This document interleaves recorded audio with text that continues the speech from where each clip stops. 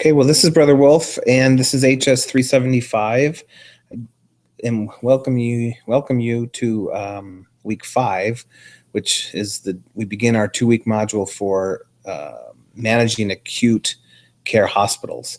And there's a lot of great material in the course this week. I wanted just to share briefly with you a few slides here. This will probably remind you of HS 285, but I just wanted to make sure you understood these concepts. We did discuss this in that course, but I just wanted to refresh your memories here. And really what I want to talk about is the difference between a multi-hospital system and a VIHN, or a vertically integrated health network. So first, let's just briefly talk about a multi-hospital system. The first bullet there, simply put, it's just a multi-hospital system. It's any combination of 2 or more acute care facilities under one ownership entity. Pretty straightforward, pretty easy. The advantage to these types of systems is as they grow, they acquire more facilities. Either they expand themselves or they acquire others. And they experience what's known as an economy of scale. So they do get some benefits for being a large system, usually in purchasing and those types of things. They can be either for-profit or not-for-profit, as we've discussed before. And most of them are local. There's an exception, really, Columbia HCA. There might be some others. Columbia HCA is probably the most well-known nationwide chain of about 350 hospitals. Otherwise, most of these hospital systems are geographic in nature, and they're kind of local. So if you're in the Utah area, Intermountain Healthcare is an example of a multi-hospital system, but it's also an example of something else we'll talk about. So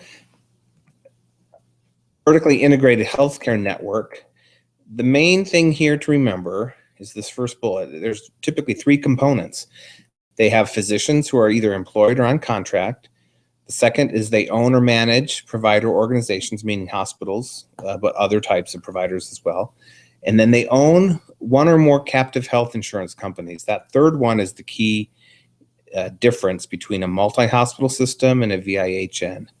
Now, all VIHNs are multi-hospital systems, but the reverse is not true. Not all multi-hospital systems are integrated healthcare networks, because not all multi-hospital systems have their own insurance company.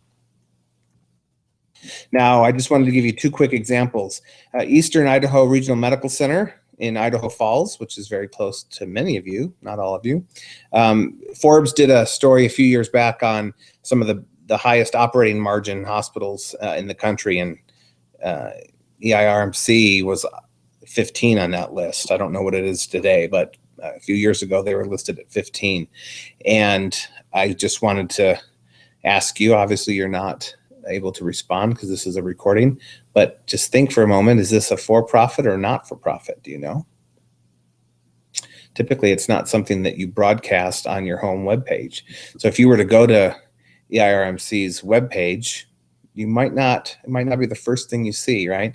Well, now you can maybe see this. I just added that slide, or that line. It's a part of a for-profit parent HCA.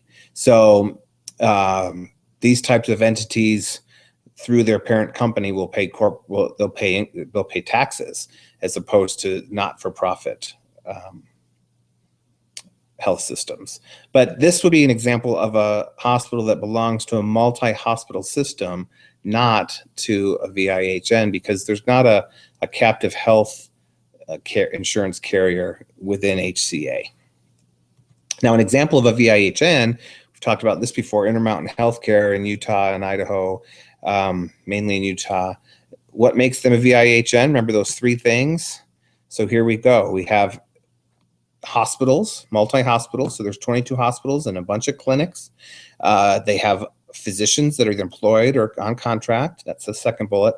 And then the third bullet, which is this distinguishing factor, is that they have a health insurance plan, and Select Health is the name of their health insurance plan. So this is an example of a VIHN, but it's also an example of a multi-hospital system, because you'll remember all VIHNs are multi-hospital systems, but not the other way around. So I just wanted to share those quick slides with you, and add this kind of to the material, the other material that you'll be studying this week. If you have any questions, feel free to reach out to me. Thanks.